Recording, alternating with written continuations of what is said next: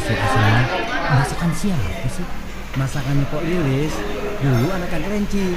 Masa nggak tahu? Pantes, memang paling pintar masaknya. Iya dong. Makan sepiring jadi sebakul. Waktu mapas jangan liwat, juga nyambat mau ada sayur